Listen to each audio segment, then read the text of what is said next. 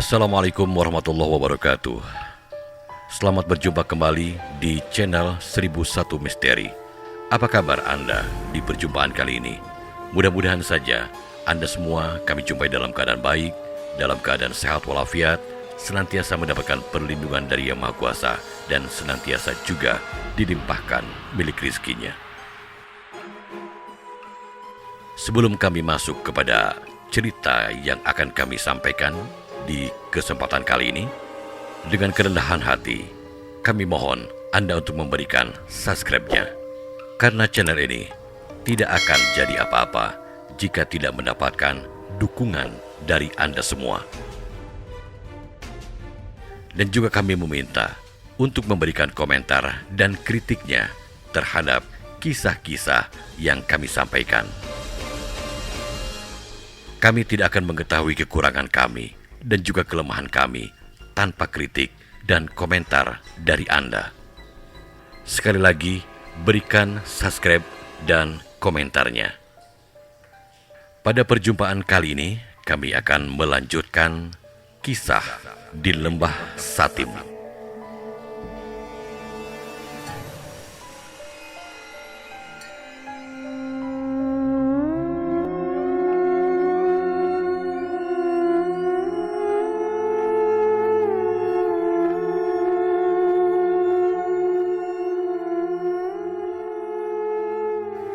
Setelah berhasil mendapatkan keris biru dari Tegal Bebojong, Dani, Elsa, dan Riko mendengar tentang mata air Cipanari yang dikenal memiliki khasiat untuk menyembuhkan berbagai macam penyakit. Namun, mata air ini dikeramatkan dan juga dijaga oleh siluman ular. Legenda mengatakan bahwa banyak yang mencoba mendapatkan air tersebut, akan tetapi berakhir tragis karena tidak mengikuti aturan dan tidak sopan. Aku dengar mata air Cipanari bisa menyembuhkan berbagai penyakit. Namun, kita harus sangat berhati-hati, kata Dani. Siluman ular yang menjaga mata air itu terkenal kejam, kata Elsa, jika kita tidak mengikuti aturan.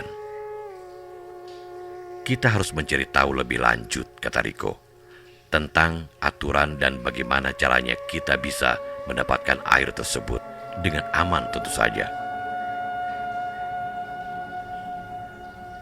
Lalu mereka bertiga kembali ke desa dan bertemu dengan penduduk setempat untuk mendapatkan informasi lebih lanjut tentang mata air Cipanari.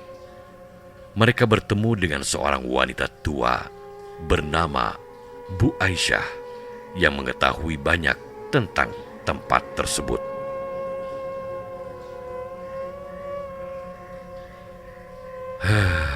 Mata air Cipanari memang memiliki khasiat penyembuhan, tapi kalian harus sopan dan mengikuti aturan.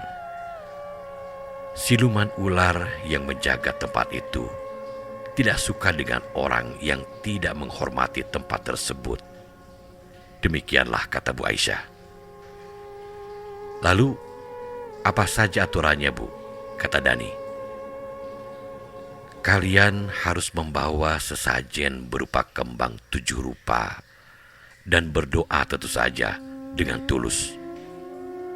Jangan pernah mengambil air dengan niat buruk atau tanpa permisi, lanjut Bu Aisyah.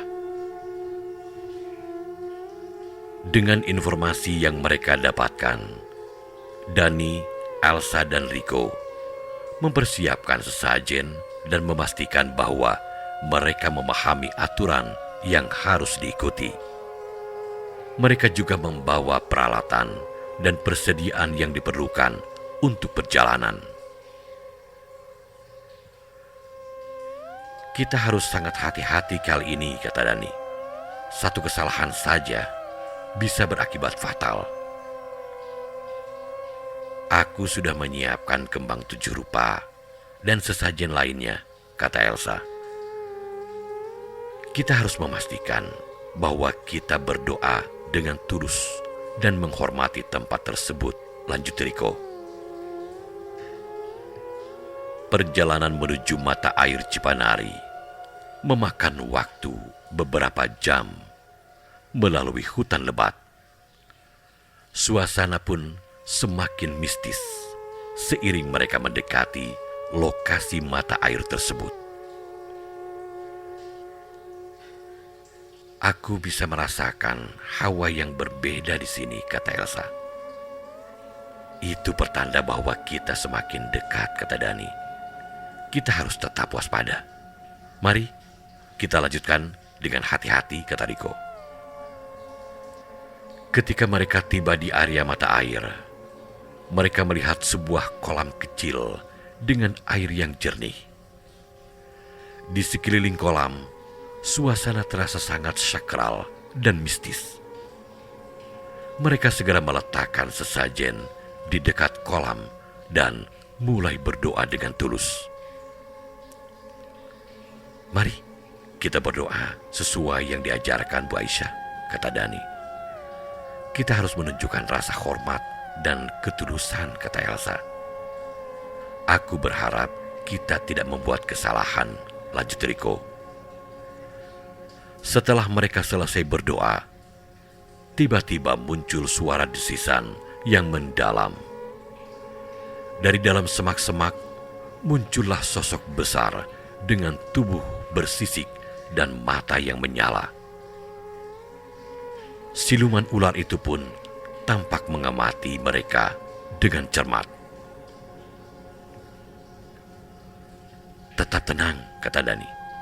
Kita harus menunjukkan bahwa kita tidak berniat buruk. Siluman ular ini pasti penjaga mata air Cipanari ini, timpal Elsa. Mari kita hormati dia dan berterima kasih atas kehadirannya, ajak Riko. Siluman ular mulai berbicara dengan suara yang serak namun jelas. Ia memberikan mereka ujian untuk membuktikan ketulusan mereka. Kalian yang datang ke sini, apa yang kalian cari dan apa tujuan kalian? Kami mencari air dari mata air Cipanari untuk menyembuhkan penyakit. Kami datang dengan tulus dan menghormati tempat ini, jawab Dani. Banyak yang datang dengan niat buruk. Buktikan bahwa kalian berbeda. Lakukan tugas yang akan kuberikan.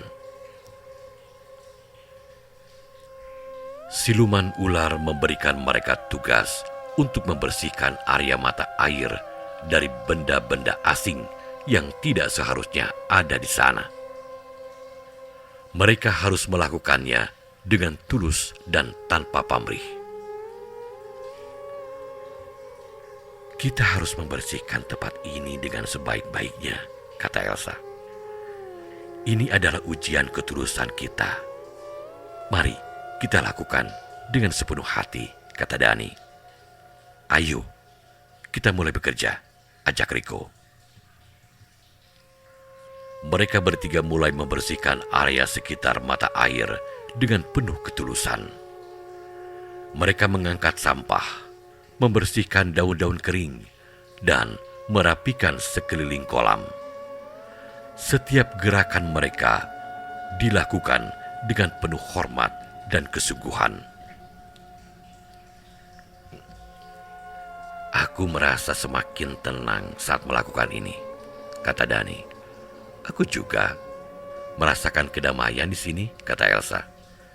Kita harus melakukan ini dengan sepenuh hati, kata Riko. Setelah beberapa jam bekerja, area mata air menjadi bersih dan rapi. Siluman ular kembali muncul dan mengamati hasil kerja mereka.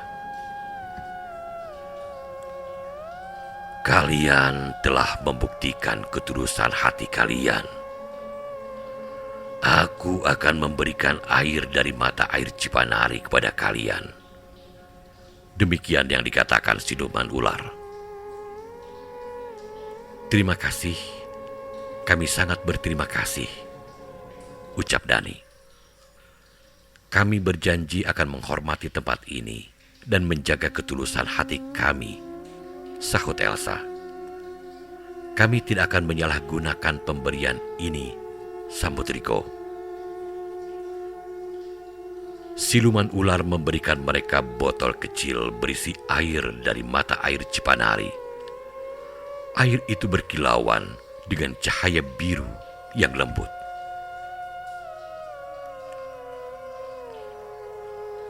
Gunakan air ini dengan bijak. Jangan pernah menyalahgunakannya, atau kalian akan menanggung akibatnya, pesan dari siluman ular. Kami berjanji akan menggunakan air ini dengan bijak, jawab Dani. Terima kasih atas kepercayaanmu, sambut Elsa. Kami akan menjaga kehormatan dan ketulusan tempat ini, kata Riko.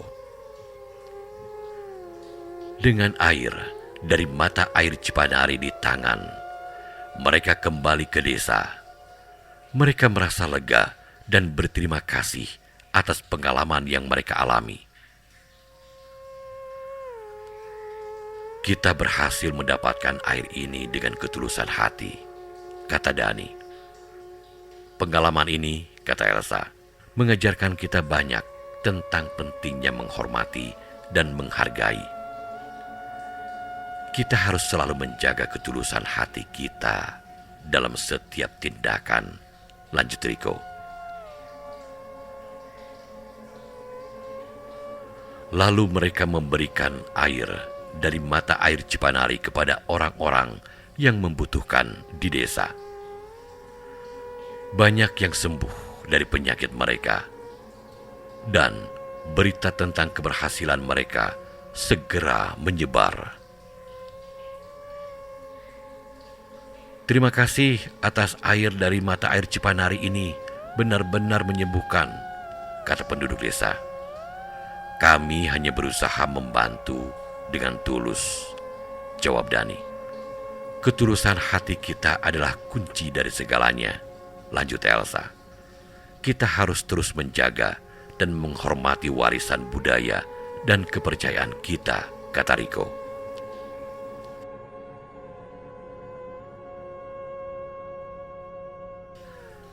Pengalaman mereka di mata air Cipanari menjadi pelajaran berharga tentang pentingnya ketulusan, penghormatan, dan kebijaksanaan. Mereka merasa lebih kuat dan bijaksana dari sebelumnya. Petualangan ini benar-benar mengubah cara pandangku tentang hidup, kata Dani. Ya, kata Elsa, kita harus selalu menjaga ketulusan hati kita. Dan kita harus selalu menghormati dan menghargai setiap tempat yang kita kunjungi, kata Riko. Setelah semua yang mereka alami, Dani, Elsa, dan Riko merasa siap untuk petualangan berikutnya. Mereka tahu bahwa masih banyak misteri yang menunggu untuk diungkap, dan mereka pun siap menghadapi apapun yang datang di masa depan.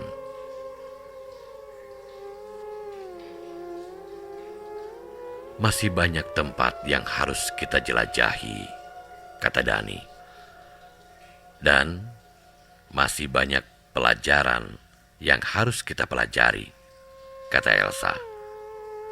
Mari kita persiapkan diri untuk petualangan berikutnya, kata Riko. Petualangan mereka di mata air Cipanari menunjukkan bahwa dengan ketulusan hati, penghormatan, dan kebijaksanaan, mereka bisa mengatasi tantangan apapun. Mereka berjanji untuk meneruskan warisan ini dan mengajarkan nilai-nilai yang mereka pelajari kepada generasi berikutnya. Mari kita teruskan warisan ini kepada generasi berikutnya, ajak Dani. Kita harus mengajarkan pentingnya ketulusan, kata Elsa, penghormatan, dan juga kebijaksanaan. Dengan begitu, kata Riko, kita bisa memastikan bahwa ketulusan, penghormatan, dan kebijaksanaan menjadi yang utama. Setelah pengalaman mereka di mata air Cipanari, Dani, Elsa, dan Riko mendengar tentang tempat lain yang penuh misteri, yaitu Tanjakan Ki Ishak. Tempat ini dikenal karena banyak penduduk setempat yang mengalami kejadian menakutkan, terutama pada malam hari. Mereka sering melihat sosok kakek-kakek berpakaian serba hitam dan seekor harimau putih. Aku mendengar banyak cerita tentang Tanjakan Ki Ishak. Tempat itu katanya terkenal angker, kata Dani. Banyak orang yang mengatakan bahwa mereka melihat sosok kakek-kakek berpakaian hitam dan juga harimau putih di sana, kata Elsa. Kita harus menyelidiki tempat itu, kata Riko, dan mencari tahu apa yang sebenarnya terjadi. Mereka bertiga kembali ke desa dan bertemu dengan beberapa penduduk setempat untuk mendapatkan informasi lebih lanjut tentang Tanjakan Ki Ishak. Mereka bertemu dengan Pak Rodil, seorang penduduk yang pernah mengalami kejadian menakutkan di sana. Dan kebetulan Pak Rodil juga bertempat tinggal tidak jauh dari Tanjakan Ki Ishak. Tanjakan Ki Ishak memang terkenal angker, kata Pak Rodil. Banyak yang mengatakan melihat kakek berpakaian hitam dan juga harimau putih. Saya sendiri pernah melihat mereka saat melewati tanjakan itu malam-malam. Apa yang sebenarnya terjadi di sana? Tanya Dani. Tidak ada yang tahu pasti, jawab Pak Rodil. Beberapa orang bilang itu arwah penasaran. Ada juga yang bilang itu adalah penjaga tempat tersebut. Dengan informasi yang mereka dapatkan, Dani, Elsa, dan Riko mempersiapkan diri untuk menyelidiki tentang Tanjakan Ki Ishak. Mereka membawa peralatan tambahan dan memastikan bahwa mereka siap menghadapi apapun yang mungkin terjadi. Kita harus sangat berhati-hati kali ini, kata Dani. Tempat ini terkenal sangat angker. Aku sudah membawa beberapa jimat, jawab Elsa. Ya, jimat pelindung dari Bu Aisyah. Kita harus tetap bersama dan tidak boleh berpisah, sahut Riko. Saat malam tiba, mereka mulai berjalan menuju Tanjakan Ki Ishak. Suasana di sana semakin menyeramkan seiring mereka mendekati lokasi tersebut. Aku merasa ada yang mengawasi kita, kata Elsa. Kita harus tetap tenang dan waspada, jawab Dani. Jangan khawatir, kita sudah siap kok, kata Riko. Ketika mereka tiba di Tanjakan Ki Ishak, suasana menjadi sangat sunyi. Tiba-tiba mereka melihat bayangan kakek-kakek berpakaian serba hitam di kejauhan. Lihat, seru Dani. Itu sosok kakek-kakek yang diceritakan orang-orang. Apa yang harus kita lakukan? Tanya Elsa. Kita harus mendekat dengan hati-hati, jawab Riko. Lalu mereka mendekati sosok tersebut dengan hati-hati. Kakek itu berdiri di sana dengan mata yang tajam dan tatapan yang menembus. Dia tidak bergerak, hanya memandang mereka dengan cermat. "Kami tidak bermaksud mengganggu," kata Dani. "Kami hanya ingin mencari tahu apa yang terjadi di sini." Kalian berani datang ke sini. Apa yang kalian cari?" jawab kakek berpakaian hitam. "Kami mendengar banyak cerita tentang tempat ini dan ingin mengetahui kebenarannya," jawab Elsa.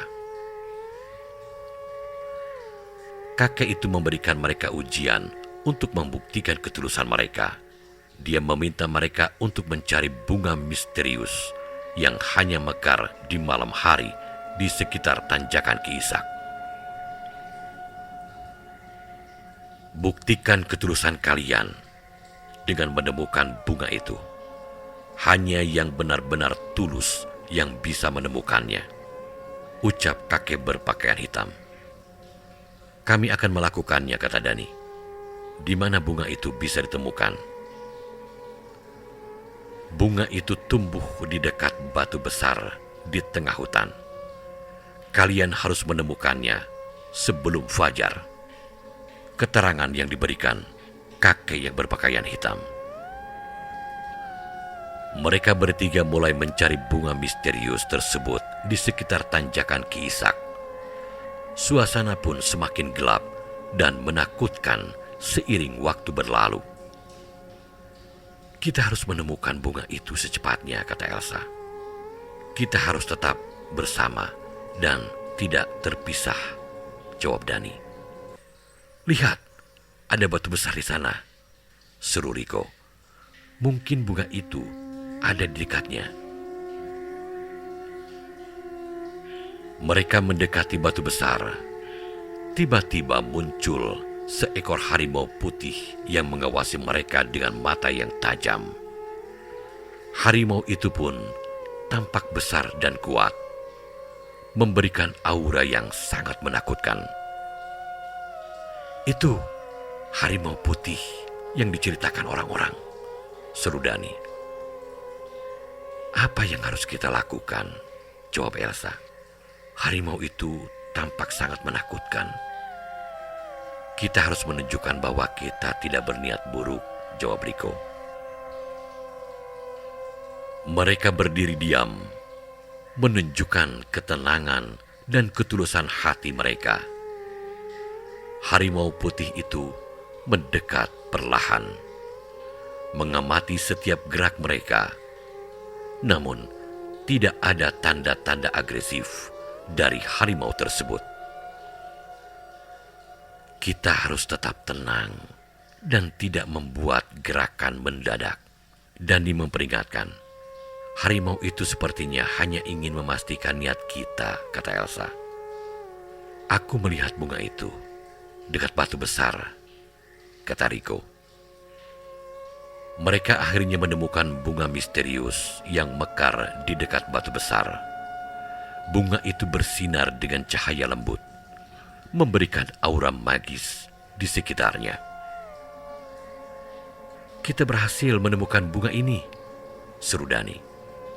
"Ini pasti bunga yang dimaksud oleh kakek berpakaian hitam itu," kata Elsa. "Kita harus kembali dan menunjukkan bunga ini kepadanya," jawab Riko. Mereka pun kembali ke tempat di mana kakek berpakaian hitam berdiri. Kakek itu tersenyum tipis saat melihat bunga yang mereka bawa. Kalian berhasil. Kalian telah membuktikan ketulusan hati kalian," sapa kakek berpakaian hitam. "Terima kasih atas ujian ini, Kek," kata Dani. "Kami sangat berterima kasih." "Apa yang harus kita lakukan selanjutnya?" Elsa bertanya.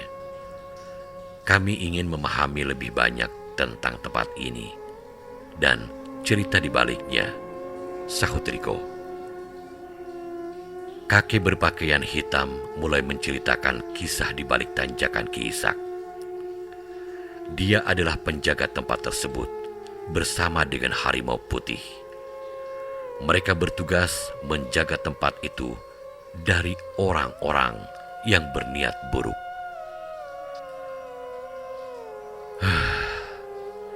Tanjakan Ki Ishak adalah tempat yang sakral. Banyak yang mencoba mengganggu ketenangan tempat ini. Dan tugas kami adalah melindunginya. Demikian yang diucapkan kakek berpakaian hitam. Kami memahami pentingnya menjaga tempat ini, sahut Dani. Kami berjanji akan menghormati dan melindungi tempat ini, Ke, kata Elsa. Kami juga ingin membantu menjaga ketenangan tempat ini, sahut Riko. Kakek berpakaian hitam memberikan mereka pesan untuk dibawa pulang. Mereka harus menyebarkan pesan tentang pentingnya menjaga dan menghormati tempat-tempat sakral seperti Tanjakan Ki Ishak. Bawalah pesan ini kepada orang-orang, kata kakek berpakaian hitam. Katakan kepada mereka untuk menghormati dan menjaga ketenangan tempat-tempat sakral. Kami akan menyebarkan pesan ini, Ke, kata Dani. Kami akan memastikan bahwa pesan ini sampai kepada banyak orang, sahut Elsa. Kami berjanji akan menjaga dan melindungi tempat-tempat sakral, Riko menambahkan. Dengan pesan dari kakek berpakaian hitam, mereka kembali ke desa. Lalu mereka menceritakan pengalaman mereka dan menyebarkan pesan tentang pentingnya menjaga dan menghormati tempat-tempat sakral. Tanjakan Ki Ishak adalah tempat yang sangat sakral, kata Dani. Kita harus menghormatinya. Ya, kita harus menjaga ketenangan dan kehormatan tempat-tempat seperti itu, kata Elsa. Ya, kita juga harus menyebarkan pesan ini kepada semua orang, sahut Riko.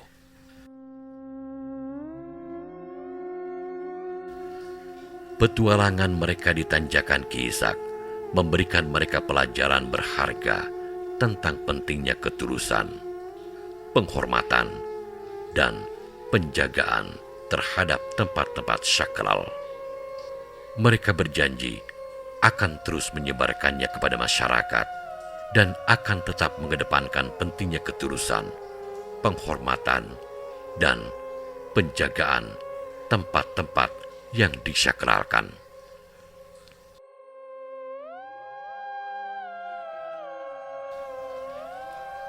Para pecinta misteri yang budiman, demikianlah kisah yang dapat kami sampaikan kali ini dalam kisah Lembah Satim.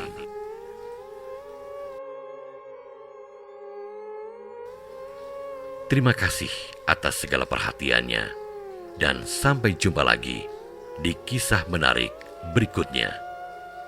Sampai jumpa. Wassalamualaikum warahmatullahi wabarakatuh.